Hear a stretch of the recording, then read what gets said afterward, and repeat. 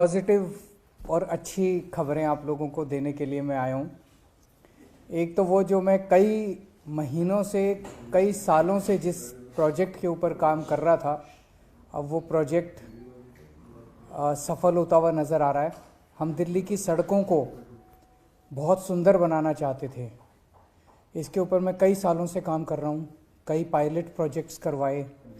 उन सब का नतीजा ये है कि अब ये प्रोजेक्ट सिरे चढ़ता नज़र आ रहा है।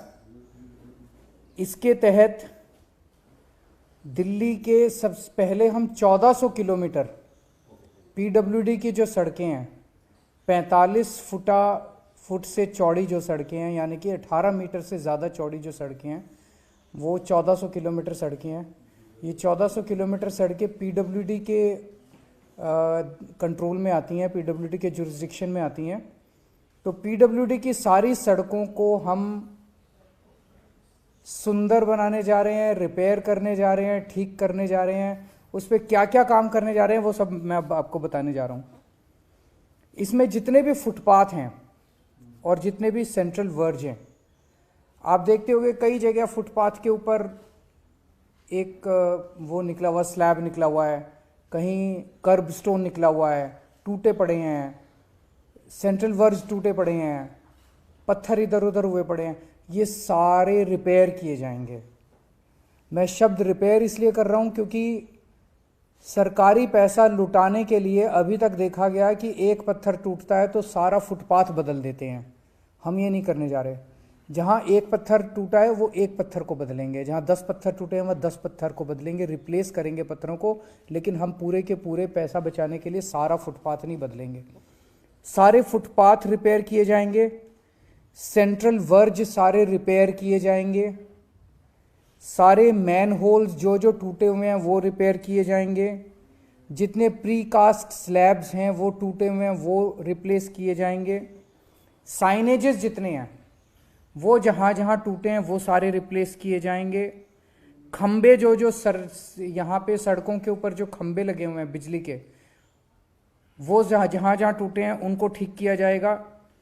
जो बिजली काम नहीं कर रही खंभों पे, वो जो जो खराब है उसको ठीक किया जाएगा। जितने सबवेज हैं, सबवेज के अंदर जितनी रेलिंग्स हैं, जितनी लाइटें खराब हैं उनको रिपेयर किया जाएगा।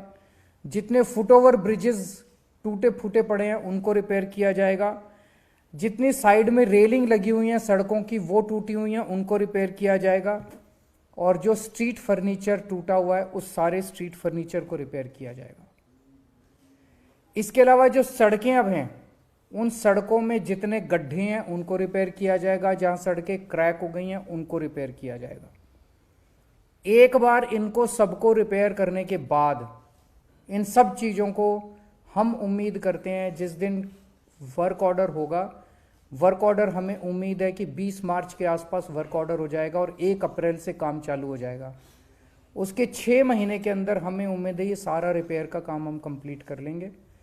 उसके बाद 10 साल का हम कॉन्ट्रैक्ट दे रहे हैं कि फिर जब भी कुछ टूटेगा वो तुरंत रिपेयर किया जाएगा। उसके लिए फिर नया कोई कॉन्ट्रैक्ट देने की जरूरत नहीं पड़ेगी, नया कोई वो देने की जरूरत। अगले 10 साल का कॉन्ट्रैक्ट दे रहे हैं कि फिर कोई भी ब्रिज पे कुछ टूटा, फुटपाथ पे कुछ एक पत्थर टूटा, कहीं कुछ टूटेगा, तुरंत 24 घंटे के अंदर उसको रिप्लेस किया जाएगा, उसको रिपेयर किया जाएगा, ताकि हमारी सड़कें हमेशा चमकती और सुंदर नजर आएं।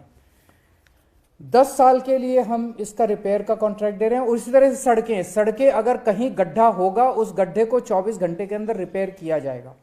कहीं सड़क पे कोई क्रैक आएगा उस क्रैक को 24 घंटे के अंदर रिपेयर किया जाएगा। इन 10 साल के अंदर हर सड़क को 2 बार रीसर्फेसिंग की जाएगी। 5-5 साल के अंदर सड़क को रिपेयर करना होता है तो 2 बार इसकी रीसर्फेसिंग की जाएगी। और हम देखते हैं कि जितनी पेंटिंग है वो इतनी गंदी हो चुकी होती है, जो सेंटर की लाइन है, जेब्रा क्रॉसिंग है, फुटपाथ की जो पेंट है, तो हर 3-3 महीने के अंदर हमने कुछ किस्म की, जैसे जेब्रा क्रॉसिंग को हम 6-6 महीने में कर देंगे, लेकिन बीच वाली को 3-3 महीने में, कुछ पेंटिंग 3-3 महीने में की जाएगी और कुछ पेंटिंग 6-6 महीने में की जाएगी, ताकि साफ सुथरी सड़कें नजर आएं। इसके बाद डेली हम लोग अपने फुटपाथ को, सड़कों को या तो डेली या हफ्ते में 3 बार वॉश किया जाएगा। और मैकेनिकल स्वीपर से खूब सारी मशीनें हम लोग हायर कर रहे हैं, मैकेनिकल स्वीपिंग की जाएगी और सारी सड़कों को वॉश किया जाएगा। और सड़कों के जितने दोनों तरफ पेड़ और पौधे हैं, उन सारे पेड़ पौधों को धोया जाएगा, उनको भी धोया जाएगा। तो सड़कों को हफ्ते में 3 बार वॉश किया जाएगा, मैकेनिकल स्वीपिंग की जाएगी। और फुटपाथ को डेली वॉश किया जाएगा, मैकेनिकल स्वीपिंग की जाएगी। डीप स्क्रबिंग की मशीनें लेके आ रहे हैं ताकि जितना उसमें जमा हुआ कचरा है सड़कों के ऊपर, उसको भी हम खींच सके। तो डीप स्क्रबिंग की जाएगी। लिटर उठाने के लिए, जो कूड़ा सड़कों पे फैला रहता है, उसको पिकअप करने के लिए भी मशीनें लाई जा रही हैं। उन मशीनों से सारा मलबा साफ किया जाएगा और सारा लिटर साफ किया जाएगा। जितनी रेलिंग्स हैं सड़कों के दोनों तरफ, उन सारी रेलिंग्स को साफ किया जाएगा, उनको धोया जाएगा पानी से। मैकेनिकल स्वीपिंग के लिए हम 100 से ज़्यादा मैकेनाइज्ड रोड स्वीपर्स हायर करने जा रहे हैं। 100 मैकेनाइज्ड रोड स्वीपर्स हायर करने से हमारा अनुमान यह है कि हर दूसरे या हर तीसरे दिन सड़क को साफ किया जा सकता है। 150 से ज़्यादा टैंकर्स और स्प्रिंकलर्स हायर किए जा रहे हैं। तो जो पीडब्ल्यूडी की सड़कें हैं, 1400 किलोमीटर सड़कें, इन सड़कों के ऊपर इन 150 स्प्रिंकलर्स से डेली सड़कें धोई जाएंगी और सड़क के दोनों तरफ जो पेड़ पौधे हैं उनको धोया जाएगा। 250 के करीब एंटी स्मॉग गन्स कम स्प्रिंकलर्स को हायर किया जा रहा है। हमारी दिल्ली में 250 वार्ड हैं, 250 मशीनें हायर की जा रही हैं। तो एक वार्ड में एक मशीन दे दी जाएगी। ये उन वार्ड्स के अंदर, जैसे मैंने कहा 150 मशीनें ऊपर हायर कर रहे हैं, वो पीडब्ल्यूडी की सड़कें। जो नॉन पीडब्ल्यूडी की सड़कें हैं, जो छोटी छोटी सड़कें हैं, उनके लिए हम 250 मशीनें हायर कर रहे हैं। वो उन छोटी सड़कों को धोएंगे और उनके दोनों तरफ जो पेड़ पौधे हैं उनको भी धोएंगे। ये भी 10 साल के लिए हम कॉन्ट्रैक्ट देने जा रहे हैं। 10 साल के लिए कंपनीज को धोने के लिए, फुटपाथ और सड़कें धोने के लिए, साफ करने के लिए, मैकेनिकल स्वीपिंग के लिए दिया जा रहा है। हमें उम्मीद है लगभग 10,000 किलोलीटर पानी डेली इसके लिए ज़रूरत पड़ेगी, दिल्ली की सारी सड़कें और फुटपाथ धोने के लिए। जो जल बोर्ड का जो सीवेज ट्रीटमेंट प्लांट से जो पानी निकलता है, अभी हम उसको यमुना में बहा देते हैं, वो इसके धोने के, सड़कों को धोने के काम आ जाएगा। डेली बेसिस पे सड़कों के दोनों तरफ हम देखते हैं कि पोस्टर, बैनर उलट सुलट गंदी पड़ी हुई है दिल्ली, इसको डेली हटाया जाएगा। जहां भी कोई भी पोस्टर बैनर आएगा उसको डेली बेसिस पे उसको हटाया जाएगा। तीसरा, पेड़ पौधे खूब बड़े स्तर पे लगा रहे हैं। जो सेंट्रल वर्ज है, इन सारे सेंट्रल वर्ज पे और सड़क के दोनों ओर जितनी खाली जमीन है उसके ऊपर बहुत बड़े स्तर के ऊपर प्लांट्स लगाए जाएंगे। और इसके लिए भी 10 साल का कॉन्ट्रैक्ट दिया जा रहा है। प्लांट्स लगाएंगे, उनको मेंटेन करेंगे, उनकी ट्रिमिंग करेंगे डेली, उनकी वॉशिंग करेंगे, उनको पानी देने का काम, उनको खाद देने का काम और अच्छी मिट्टी वहाँ पे डालने का काम, ताकि ये फलें फूलें। इसके लिए भी 10 साल का अलग से कॉन्ट्रैक्ट दिया जा रहा है। अगले 10 दिन के अंदर कैबिनेट से ये प्रपोजल, सारे के सारे प्रपोजल पास हो जाएंगे और 1 अप्रैल से मैं उम्मीद करता हूँ कि ये सारा काम दिल्ली में शुरू हो जाएगा। ये काम तब चलेगा जब इसकी मॉनिटरिंग सख्त होगी। अगर अभी तो हम बड़े प्लान तो बना सकते हैं, तो थर्ड पार्टी मॉनिटरिंग का इसमें वो डाला गया है कि थर्ड पार्टी मॉनिटरिंग करेगी, जिसके ऊपर पास व्हीकल्स होंगे, व्हीकल्स पे कैमरा होंगे। वो लगातार पूरा दिन दिल्ली में कई सारी ऐसी व्हीकल्स चलती रहेंगी और वो कैमरा से वो कैप्चर करती रहेंगी कि कहाँ कितना काम हो रहा है, कितना काम नहीं हो रहा है। और पेमेंट जो है, हैवी पेनल्टीज डाली गई हैं एग्रीमेंट के अंदर कि अगर कहीं किसी भी तरह की कमी नजर आई तो उस कॉन्ट्रैक्टर के ऊपर हैवी पेनल्टीज डाली जाएंगी। और ये सारा का सारा सिस्टम जो है वो डैशबोर्ड के ऊपर होगा, ताकि रिमोटली सारी इस चीज को मॉनिटर किया जा सके। बहुत सख्त सर्विस लेवल वो बनाए गए हैं पैरामीटर्स। उन पैरामीटर्स की कांस्टेंट मॉनिटरिंग होगी। कंप्लेन सिस्टम में एक सेंट्रलाइज्ड कंप्लेन सिस्टम होगा। कोई भी नागरिक भी कंप्लेन कर सकता है अगर किसी भी तरह की कहीं गंदगी नजर आती है, मिट्टी नजर आती है, कहीं किसी भी तरह की गड्ढा नज़र आता है तो वो भी कर सकते हैं। और हमें उम्मीद है, हम चाहते हैं कि बेस्ट से बेस्ट कंपनीज इसके अंदर पार्टिसिपेट करें। इसमें खर्चा कितना आएगा? पहले साल में, चूंकि पहले साल के अंदर कई सारी मशीनें हायर वगैरह वो सब, उन सब मिला के हमें उम्मीद है लगभग 4,500 करोड़ रुपए पहले साल में लगेंगे। और उसके बाद रेकरिंग खर्चा जो होगा साल दर साल वो 2,000 करोड़ रुपए के करीब उम्मीद है कि खर्चा लगेगा।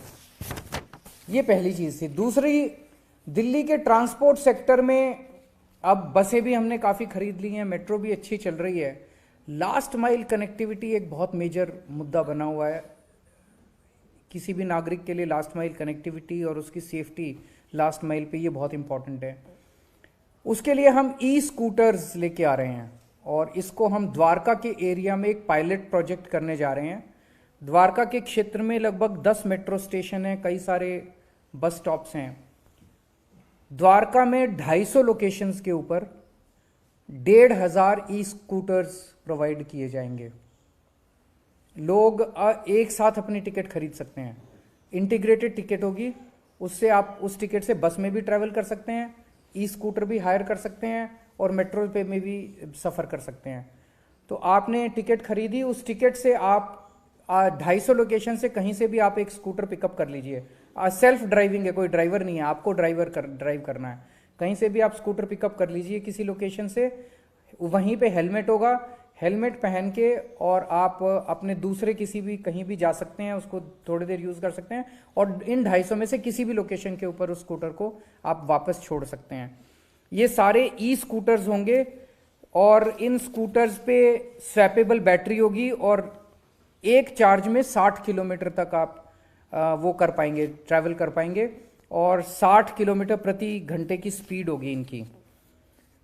जिस दिन ये एग्रीमेंट उस कंपनी से, ऑब्वियसली जो भी कंपनी होगी वो टेंडर बेसिस पे दी जाएगी, जिस दिन एग्रीमेंट होगा उसके 4 महीने के अंदर पहले 100 लोकेशन पे 500 स्कूटर आ जाएंगे।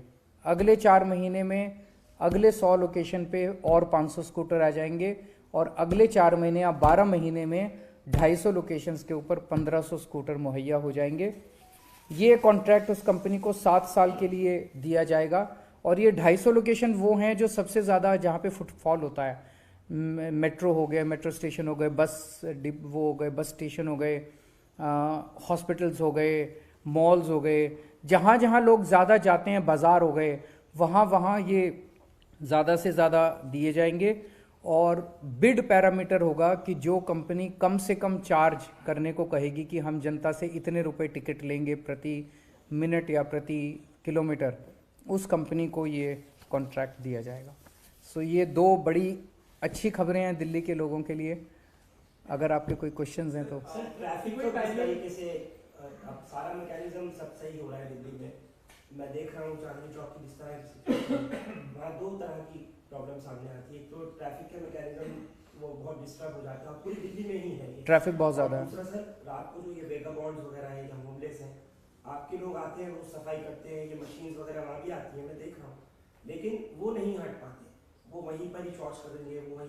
तो एक किस तरह का भी कुछ दोनों चीज़, पहला आपने कहा कि ट्रैफिक के लिए जैसे जितना ज़्यादा पब्लिक ट्रांसपोर्ट हम इस्तेमाल करेंगे उतना सड़कों के ऊपर ट्रैफिक कम होगा। अभी तक पब्लिक ट्रांसपोर्ट स्ट्रांग नहीं था। किसी को कैसे कहें कि भाई तू पब्लिक बस यूज़ कर, किसी को कैसे कहें मेट्रो यूज़ कर, अभी तक बसें ही नहीं थी। अब बसें काफ़ी हो गई है, लगभग 7,500 बसें हो गई हैं। अब मैं सुनता हूं कि कई बसें खाली जा रही हैं हमारी कई रूट्स के ऊपर, उसको भी हम देख रहे हैं। तो अब अगर लास्ट माइल कनेक्टिविटी भी कर दी हमने सॉल्व, तो हम जनता को थोड़ा प्रेशर डाल के, थोड़ा कैरेट एंड स्टिक पॉलिसी से फोर्स कर सकते हैं कि आप पब्लिक ट्रांसपोर्ट का इस्तेमाल कीजिए।